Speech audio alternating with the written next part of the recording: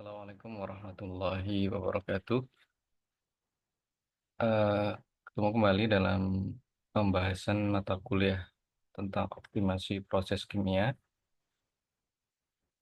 Pada kesempatan ini saya akan membahas perkenalan terlebih dahulu terkait dengan apa sih yang dimaksud dengan optimasi proses. Barangkali satu mata kuliah baru yang di dalamnya itu terdapat beberapa eh, kajian ya yang sudah dibahas di mata kuliah yang lain, sehingga di mata kuliah optimasi itu sebenarnya Kapita Selekta terkait dengan mata kuliah yang sebelumnya, namun lebih menekankan bagaimana kita melakukan optimasi proses-proses yang biasa terjadi dalam teknik kimia. Baik, saya mulai dari awal, yaitu terkait dengan referensi yang saya gunakan dalam mata kuliah ini, yaitu ada beberapa buku. Yang pertama adalah buku Edgar dan Himmelblau dan Laston, ini judulnya Optimization of Chemical Process. Kemudian yang kedua adalah Bigler ya, Grossman and Westerbeck, judulnya Systematic Method of Chemical Process Design. Yang ketiga adalah Robin Smith, ini Chemical Process Design and Integration. Kemudian ada yang lainnya.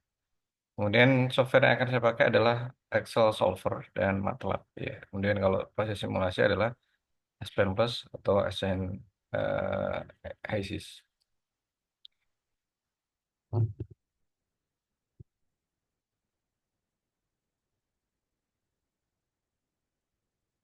Baik, saya mengawali dari terminologi terlebih dahulu ya.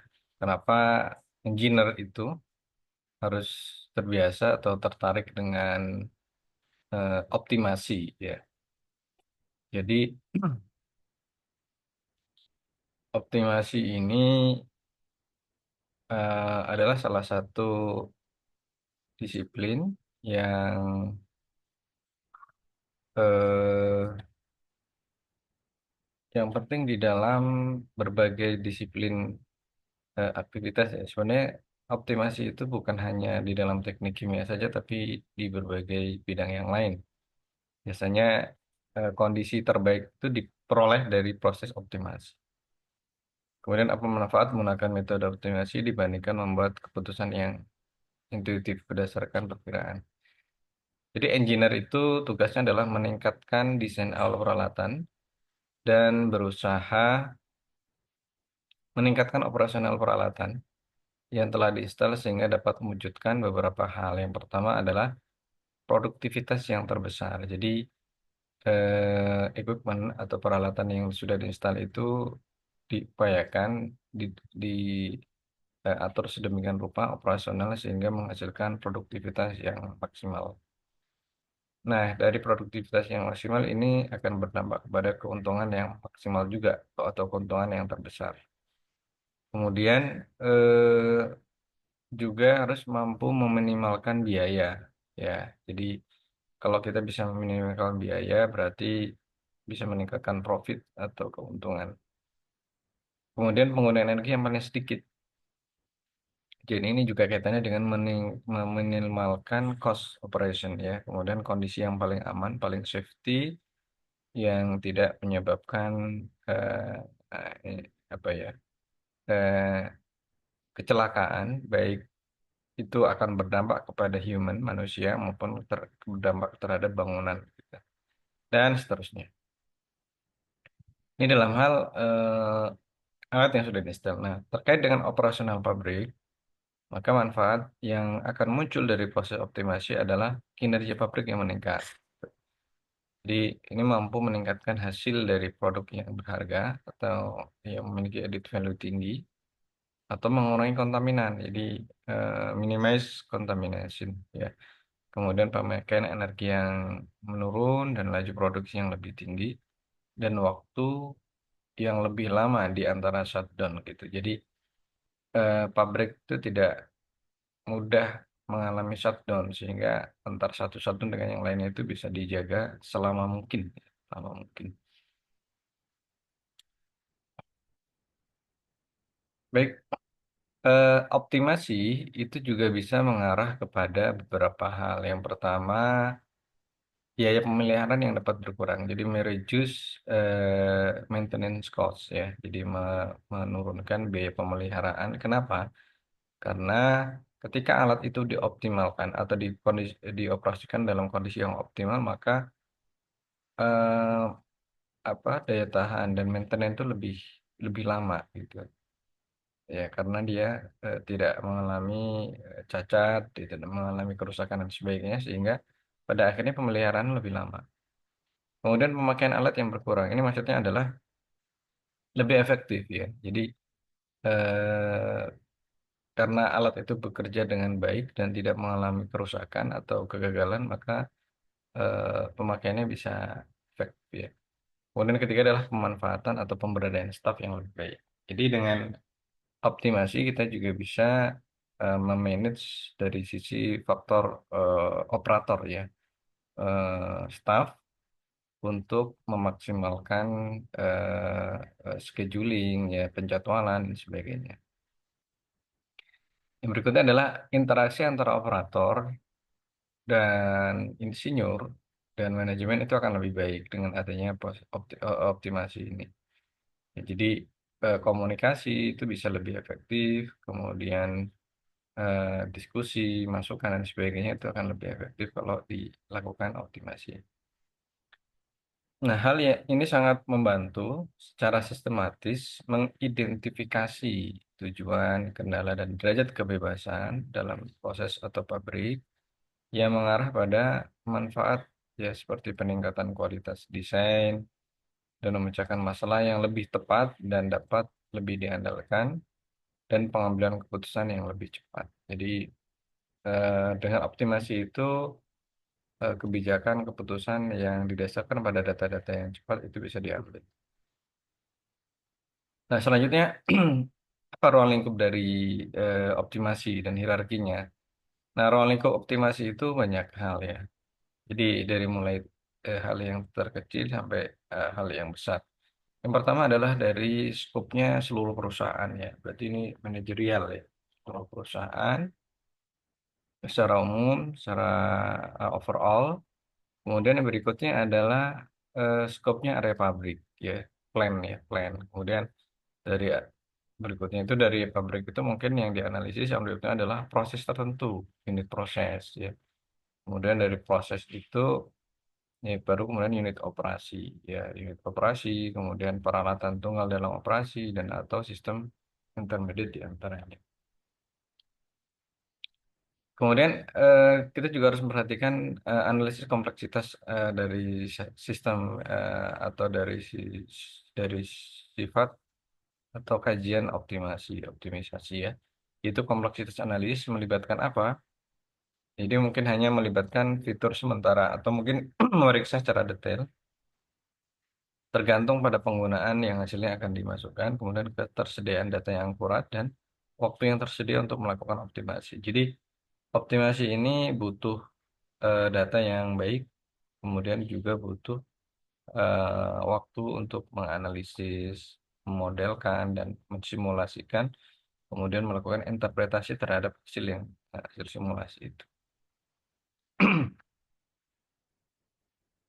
Nah, dalam perusahaan atau industri, optimasi dapat digunakan dalam tiga wilayah, yaitu wilayah manajemen, ya, kemudian wilayah desain proses dan spesifikasi peralatan, dan ketiga adalah wilayah operasi pabrik. Gitu. Nah, kalau kita lihat secara garis besar, manajemen itu membawahi pertama operasi, ya, kemudian membawahi desain, kemudian juga membawahi allocation and scheduling. Yang ini pada akhirnya mengacu atau bermuara menuju pada individual equipment yang perlu dioptimalkan. Eh, Kemudian ini adalah beberapa atribut ya. Atribut itu sifat atau ya karakter atau hal-hal yang mempengaruhi biaya atau keuntungan yang menjadikannya menarik dalam aplikasi optimasi. Yang pertama adalah sales limited with production. Jadi biasanya ini namanya constraint ya. Jadi ketika penjualan itu dibatasi oleh produksi. Jadi kita ingin menjual sebanyak-banyaknya, tapi kita dibatasi oleh produksi, sehingga ini harus menjadi constraint. Kemudian sales limited by market, ya. Jadi penjualan itu dibatasi oleh pasar, ya. Kemudian large unit throughput, ya, keseluruhan unit secara besar. Kemudian bagaimana high raw material or energy consumption. Jadi konsumsi bahan baku atau energi. Significant saving can be made by reducing consumption of those items with high unit cost. Ya. Jadi apa istilahnya savingnya secara signifikan itu dapat dibuat atau diatur dengan mereduce consumption dan menurunkan konsumsi dari item-item yang memiliki dampak atau memiliki unit cost yang besar. Kemudian quality product exceed product, jadi melebihi dari spesifikasi produk. Kemudian loss of valuable component, ya, jadi kehilangan komponen-komponen yang memiliki nilai tinggi melalui aliran stream, melalui aliran limbah. Kemudian high labor cost. Ya. Ini beberapa atribut atau constraint yang berpengaruh terhadap proses optimasi. Nah, berikutnya adalah typical project yang melibatkan optimasi, ya. Jadi ada beberapa project typical yang biasa melibatkan optimasi. Yang pertama adalah determining best site for plan location. Jadi misalnya ketika kita ingin membangun suatu pabrik itu mestinya ada optimasi, ya, optimasi eh, lokasi dengan cara membuat matriks, ya. Nah, matrik itu berisi apa? Matrik itu bisa berisi terkait dengan harga tanah di situ, kemudian konturnya, kemudian infrastrukturnya, gitu ya, kemudian tenaga kerja, kemudian impact terhadap lingkungan dan sebagainya itu dibuat matriks, ya. Nah, dari matrik itu nanti akan muncul kuantitatif, kuantitatif yang nilai paling besar maka dia dipilih sebagai lokasi pabrik. Yang kedua misalnya rute tanker, ya, for distribution crude and refined product. Jadi ini rute dari kapal tanker, ya, untuk distribusi crude atau refined product. Kemudian optimasi juga terkait dengan sizing and layout of piping. Kalau pipeline ini terkait dengan ukuran pipa, optimum seperti apa. Sizing layoutnya juga sama. Layoutnya terkait dengan, ya, kalau bisa pipa itu tidak tidak panjang tapi sependek mungkin, tetapi eh, eh, operable, ya. Jadi bisa dioperasikan gitu. Kemudian desain equipment dan entire plant. Jadi desain suatu peralatan maupun keseluruhan pabrik. Kemudian scheduling maintenance, ya. Jadi schedule perawatan, equipment, replacement dan sebagainya. Kemudian operating equipment seperti reaktor tubular, kolom dan absorber. Kemudian dan juga terkait dengan evaluasi plan data, construct model proses. Dan minimizing inventory charge, alokasi resources, and services among several processes. Planning and scheduling construction. Jadi planning dan scheduling construction biasanya dalam tahap project, ya. Ini kaitannya dengan bagaimana supaya konstruksi itu optimum, ya, harus dibuat schedule dan dibuat manajemen konstruksinya, ya, apakah dengan simultan atau dengan sekuensial itu harus dipertimbangkan. Nah, berikutnya komponen dalam problem optimasi, artinya bagian-bagian yang harus dimasukkan atau dipertimbangkan dalam optimasi itu ada beberapa hal, ya. Jadi setiap problem optimasi mengandung tiga kategori penting. Yang pertama adalah minimal ada suatu objective function. Jadi setiap optimasi itu harus memiliki fungsi objektif atau objective function yang akan dioptimasi, ya. Nah, optimasi itu bisa berupa profit function, jadi fungsi keuntungan, atau cost function, fungsi pengeluaran atau fungsi biaya, ya. Kemudian berikutnya ada equality constraint.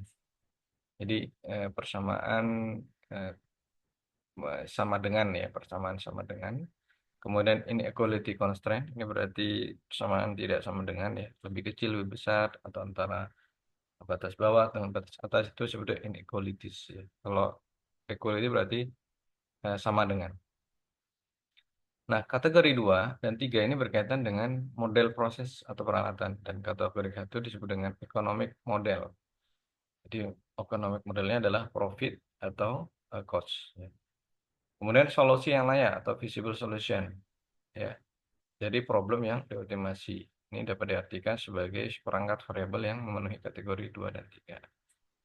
Jadi, wilayah yang visible itu bagian mana? Nah, ini maka yang berikutnya adalah disebut dengan daerah yang layak atau visible region. Ini sebagai wilayah yang memenuhi kategori 2 dan 3, yang terdiri suatu garis yang dibatasi oleh dua inequality. Nah, ini kalau kaitannya dengan program linear. Ya. Kemudian optimal solution adalah seperangkat nilai variabel yang memenuhi komponen kategori 2 dan 3. Juga merupakan nilai optimal yang untuk kategori 1. Nah, ini adalah contoh wilayah area yang dioptimasi ya. Jadi visible region untuk problem optimasi yang melibatkan dua variabel bebas. Dua variabelnya adalah ini. Kemudian garis tipis menunjukkan sisi inequality. Yang ini inequality dan constraint dalam bidang yang untuk bagian invisible region. Kemudian garis tebal menunjukkan wilayah yang visible. Jadi kalau kita eh, lihat dari kurva ini, maka yang memenuhi wilayah visible itu yang dibatasi oleh kotak-kotak, garis-garis ini. Nah, dari kondisi yang visible ini, maka yang paling optimum yang mana? Nah, ini nanti akan kita bahas terkait dengan nilai optimum dari suatu model program ini. Nah, kemudian notasi ini digunakan untuk setiap kategori problem optimasi, yaitu yang pertama adalah minimize, minimize, minimize fx ini sebagai objective function, kemudian subject to ya, biasanya selalu dikaitkan dengan subject to, yaitu hx sama dengan 0 ini equality constraint, dan gx juga bisa ini disebut dengan inequality constraint. X, hx, dan gx ini ada penjelasan. Baik, eh, ini adalah six step used to solve optimization problem. Jadi 6 step tahap yang digunakan untuk eh, memecahkan ya problem optimasi. Yang pertama adalah analisis proses, kemudian yang kedua adalah menentukan kriteria optimasi, yang ketiga menggunakan mathematical expression. Ya. Kemudian yang keempat adalah formulasi masalah, kemudian yang kelima adalah play optimization technique. Ya, jadi menerapkan teknik optimasi yang cocok ya untuk eh, persamaan matematis. Ya. Kemudian yang keenam adalah cek jawaban dan uji sensitivitas dari result ya, dari hasil ya untuk merubah koefisien dalam problem atau dalam asumsi yang baik. Secara umum ada dua kategori dalam em, mathematical ininya optimization. Ada dengan istilah mathematical programming dan ada istilah variational method ya. Jadi kalau mathematical programming itu tujuannya adalah find the best point that optimize economic model. Jadi menemukan titik yang paling baik yang dapat mengoptimasi model ekonomi. Ya, misalnya apa? Misalnya operasi optimum, kondisi operatif optimum untuk petroleum refinery ya. Kemudian kalau variational method itu tujuannya adalah untuk menemukan fungsi yang terbaik yang dapat mengoptimasi model ekonomi. Contohnya adalah profil temperatur yang terbaik yang dapat memaksimalkan konversi dalam reaktor tubulan. Ini bedanya antara mathematical programming dan variational method ya. Nah, berikutnya adalah mathematical formalisasinya. Jadi, formula matematik itu selalu pertama objective function, kemudian subject to itu berarti constraint. Ya. Kemudian ada nilai tebakan awal. Ya. Kemudian metode yang digunakan untuk problem terkait mathematical program itu bisa analitik, geometrik, linear, kuadratik, konveks, dinamik, integer, variabel, dan sebagainya. Nah, ini nanti dasarnya itu adalah di kalkulus dan matematika teknik kimia. Nah, kemudian mathematical formulation untuk yang variational method, ya, ini agak berbeda dan metodenya bisa digunakan kalkulus, dynamic programming maupun maksimum maksimum principal. Baik, saya kira itu penjelasan singkat terkait dengan pengenalan optimasi ya di dalam teknik kimia. Baik, untuk sesi berikutnya akan kita bahas terkait dengan pemodelan dan sebagainya. Untuk sementara pertemuan hari ini saya cukupkan. Saya kira Assalamualaikum warahmatullahi wabarakatuh.